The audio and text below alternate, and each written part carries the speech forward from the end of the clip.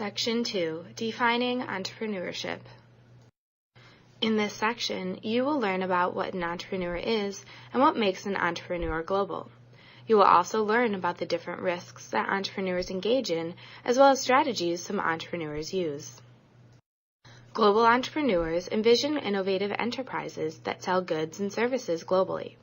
We call the types of firms that global entrepreneurs establish born global because they skip over steps in the internationalization process. Early studies of international firms focused on large multinational enterprises that expanded their core domestic business into emerging markets. These firms have an already established domestic market, and they make internationalization a separate addition to their core business. Born global firms are new ventures without the resources of large MNEs.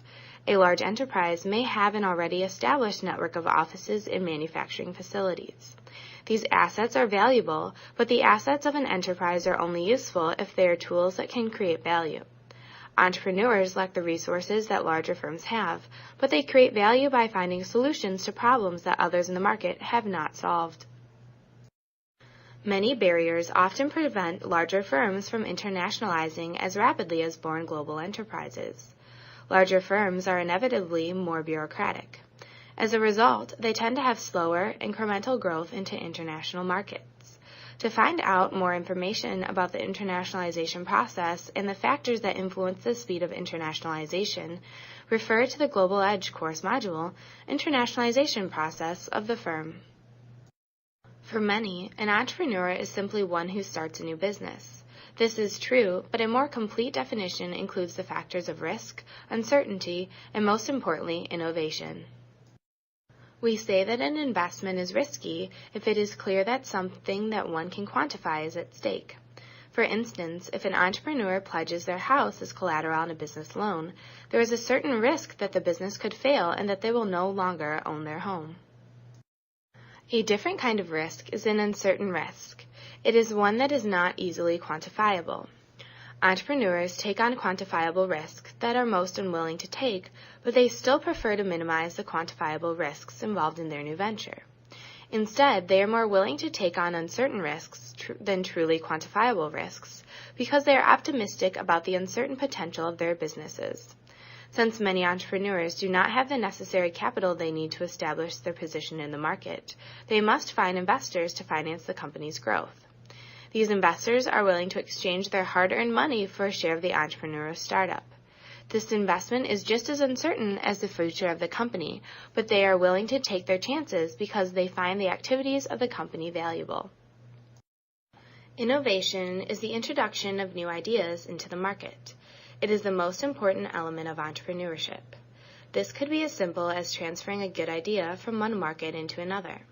Many global chain restaurants, such as McDonald's, were first successful in an established domestic market before they started doing business abroad. When they expanded, it was uncertain whether the products could become as successful with consumers internationally as they were domestically. McDonald's needed to adapt their business model to accommodate different customs and cultures. They also needed to think about and retain the aspects that make their company valuable, such as the brand and customer experience.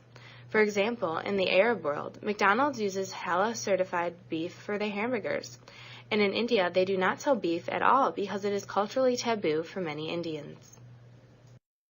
An innovation can also be a completely new idea that an entrepreneur transforms into a new product or service. Successful entrepreneurs stimulate demand in the market for their product or service in a way that businesses could produce a commodity product do not. They are able to differentiate their products or services, thus creating new commodities. Innovative processes or features of a product create value. The knowledge, creativity, and methods our entrepreneur has for making ice cream have the uncertain potential to create value in the market through innovation. If our entrepreneur does not make the proper predictions about the market, then the business could fail, as many new businesses do. Any innovation has potential that is somewhat uncertain. From one perspective, this makes them riskier than established methods of doing business. Ben & Jerry's ice cream had more risky business prospects than a firm that wanted to make decidedly normal ice cream. However, their rapid expansion from a local startup in Vermont with $12,000 in seed money to a globally marketed brand demonstrates the potential that innovative entrepreneurship has to create value. Some periods in economic decline actually see a rise in the formation of new entrepreneurial firms. There are many explanations for this phenomenon. During periods of economic decline, many lose their jobs or feel that their jobs are less secure than during times of economic expansion.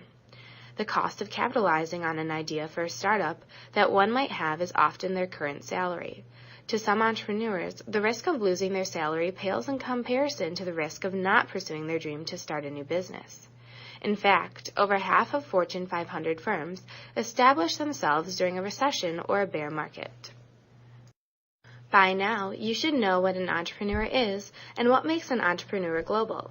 You will also learn about the different risks that entrepreneurs engage in, as well as strategies some entrepreneurs use.